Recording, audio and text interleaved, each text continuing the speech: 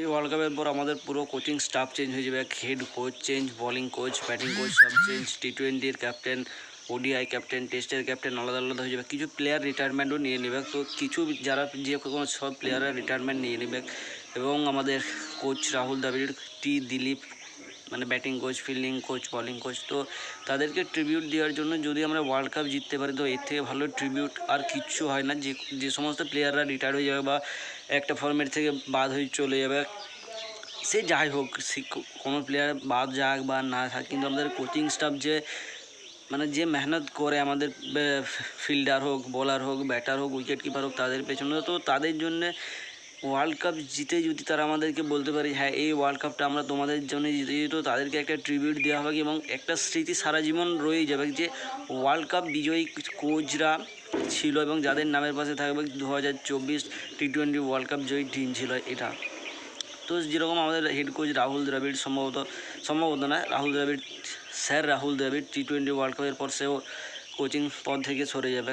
তার সাথে সাথে batting coach, fielding coach Paresh Mhambrey, Dilip আরও যে সমস্ত স্টাফ আছে তারাও চেঞ্জ হয়ে যেত। তো কালকের ম্যাচ জিতেছি, সত্যি কথা বলতে মনে আনন্দ নেই। ইংল্যান্ডকে হারিয়েছি ভালো কথা, 2022 টি-20 ওয়ার্ল্ড কাপের বদলা নিয়েছি সেটা আরও ভালো কথা, কিন্তু মনে যে একটা আনন্দ থাকে যে আমরা ইংল্যান্ডকে হারিয়ে দিয়েছি।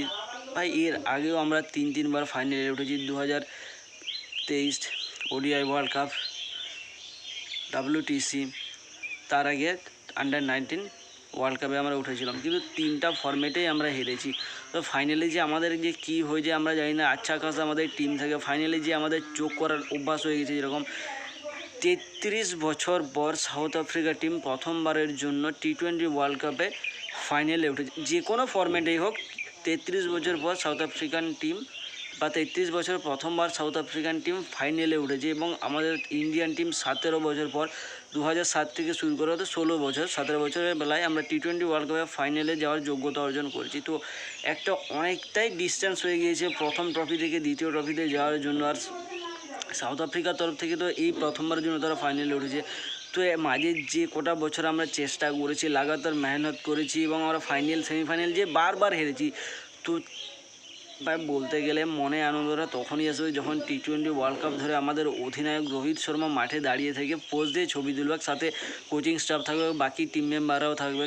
তো সেরকম একটা মুমেন্টের জন্য অপেক্ষা করে আছি। তো এবং সেই মুমেন্টের জন্য কালকে রাত পর্যন্ত আমাদেরকে অপেক্ষা করতে হবে এবং আমরা আমাদের টিমের জন্য বেস্ট উইশেসই করবো যে আমাদের টিম জিতুক। বিরাট ভাইয়ের কাছ থেকে একটা পারফরমেন্স আমরা দেখতে পাই, কম ইনিংসের হলেও হবে, 9 বলে 50, যাই হোক 9 বলে 50 হবে না, কারণ বিরাট ভাই অতটা বিধ্বংসী খেলেন না, কিন্তু বিরাট ভাই চাইলে পারে। তো বিরাট ভাইয়ের কাছ থেকে একটা ছোটোখাটো ইনিংস 45 রান হোক, 50 রান হোক বা 30 রান হোক বা 20 রান হোক, যেখানে বিরাট ভাই অন্তত স্যাটিসফাই হোক তার ইনিংসকে নিয়ে, তো সেরকমই একটা ইনিংস দেখতে যায়। কালকের পারফরমেন্স সেরা ছিল। স্লো পিচে আমাদের স্পিনাররা এরকমই কী বলবো বিধ্বংসী হয়ে উঠবে এটা জানা ব্যাপার ছিল, এবং তারা সেটা প্রমাণ করে দেখিয়ে দিয়েছে যে আমাদের ব্যাটাররা সবসময় আমাদেরকে ম্যাচ জিতায় না। বিশেষ করে এই কয়েক বছরের মধ্যে আমাদের বোলাররা আমাদেরকে অনেক ম্যাচ জিতে সাহায্য করছে, এবং এই ওয়ার্ল্ড কাপে বিশেষত বোলাররা আমাদের বোলারদেরকে মাথায় তুলে নিয়ে রাখা উচিত, কারণ তাদের যে পারফরমেন্স আছে, যে ডমিনেন্স আছে এবার টি-20 ওয়ার্ল্ড কাপে, ভাই ওরকম ডমিনেন্স কোনো টিমেরই বোলারদের কাছে নেই। তো বেস্ট উইশেস আমাদের সবাইকে করতে হবে, আমাদের টিমের প্রতি এবং আমার চ্যানেলের প্রতিও তোমাদেরকে উইশেস করতে হবে, যেমন তাড়াতাড়ি সাবস্ক্রাইবারটা বাড়ে। তো তার জন্য লাইক, কমেন্ট, শেয়ার এবং সাবস্ক্রাইব করে অবশ্যই আমার পাশে থাকতে হবে।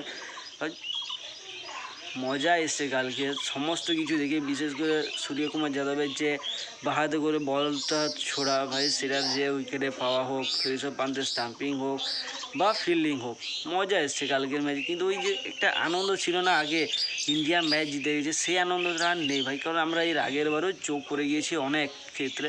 তো এবারে যেন চোখ না করি, টি-20 ওয়ার্ল্ড কাপ যেন আমাদের ঘরে আসে, তো সেটাই আশা করি।